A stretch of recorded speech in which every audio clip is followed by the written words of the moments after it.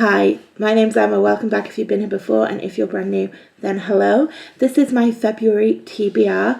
I have 2 books already on my TBR that are NetGalley arcs, so we'll start with those. So the first one is called When Alec Met Evie, and it's by Jenny Proctor. I'm going to leave a picture of them here, but I'm just going to read the description. So this one came out on January 23rd, and it looks like it is part of a series, but I think you can read it as a standalone.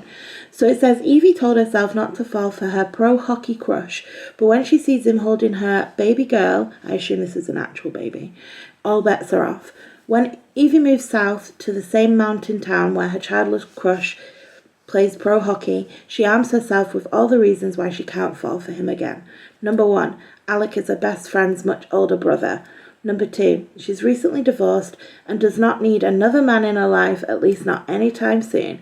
And number 3, with a 4-month-old daughter, she has 0 time for dating. Trouble is, Evie doesn't know another soul in South Carolina, so when her rental floods before she's even moved in, her only option is to crash with Alex for a few weeks. When she protests, he insists it's what he'd do for his sister, and that's basically what she is to him. Okay, I'm not going to read any more. That sounds good. I like a hockey romance. I like a sports romance.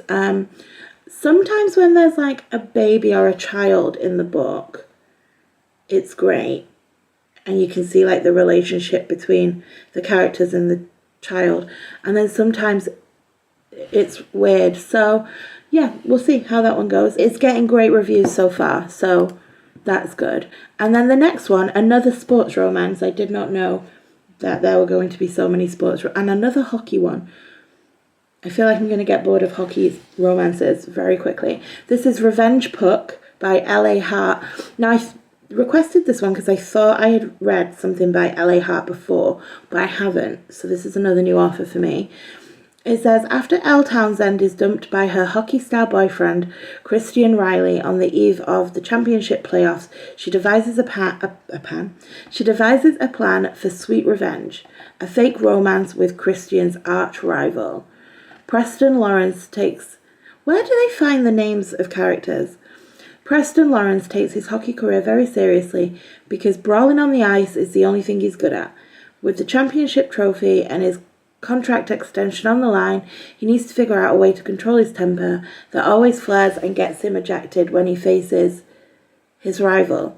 So when a heartbroken blonde asks Preston for a photo with him to try and make Christian jealous, he raises the stakes. Okay, this is going to be like a fake romance. Now this one is also getting good reviews, so that is exciting. Okay, so those are the 2 on my TBR already, and I am listening to A Touch of Malice, which is the 3rd book in A Touch of Darkness series, which is a Hades and Persephone retelling. And I'm really enjoying that, but I don't think I will get that one finished in January, so I'm going to move that to my February TBR. So I decided to do a little bit different this time. So I've been using Fable. I will leave a link to my Fable down below if you want to follow me over there. So they have this cool feature on there. I don't know if you'll be able to see it. It's really tiny just there. Where you can get their scout, I guess it's their little AI birdie, to pick your next read. So I'm going to let Scout pick...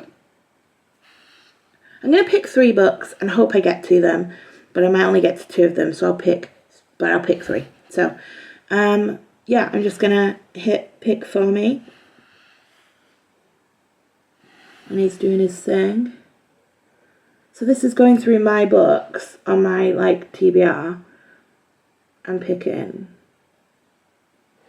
So it's picked A Curse So Dark and Lonely. So it's A Curse So Dark and Lonely by Bridget Kemmerer. It says, it once seemed so easy to Prince Ren, the heir of Emberfall, cursed by a powerful enchantress to repeat the autumn of his 18th year over and over. He knew he would be saved if a girl fell for him.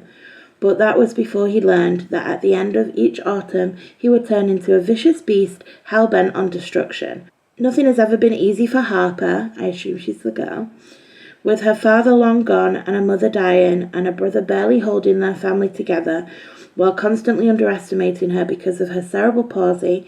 she learned to be tough enough to survive, but when she tries to save someone else on the streets of Washington, she's instead somehow sucked into Ren's cursed world.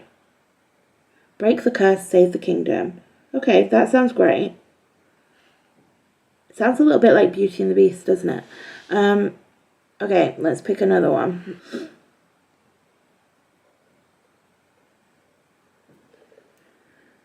Beautiful Disaster by Jamie Maguire. The new Abby Abernathy is a good girl. She doesn't drink or swear, and she has the appropriate number of cardigans in her wardrobe. With the darkness of her past behind her, she believes her freshman year at college is the start of a new beginning. But then she meets Travis Maddox. Lean, cut, and covered in tattoos, Eastern University's walk-in one-night stand is exactly what Abby needs to avoid. Intrigued by her resistance, Travis tricks her with a simple bet. If he loses, he must remain abstinent for a month.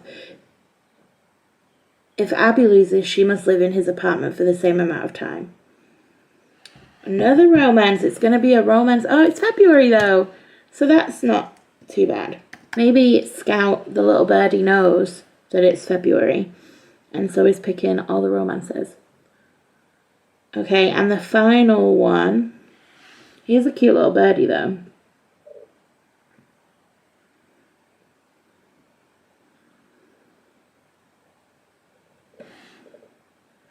Black City. I've got a really funny feeling that this one is a real chunker of a book. But this is Black City by Elizabeth Richards. It says, a dark and tender post-apocalyptic love story set in the aftermath of a bloody war. In a city where humans and darklings are now separated by a high wall, and tension between the two races still simmer after a terrible war, 16-year-old Asher Fisher, a half-blood darkling, and Natalie Buchanan, a human, and the daughter of the emissary, fall in love. Bonded by a mysterious connection that causes Ash's long-dormant heart, Ash and Natalie first deny and then struggle to fight their forbidden feelings for each other. Knowing if they're caught, they'll be executed, but their feelings are too strong. Okay, that one does sound good, but also I think it is really long.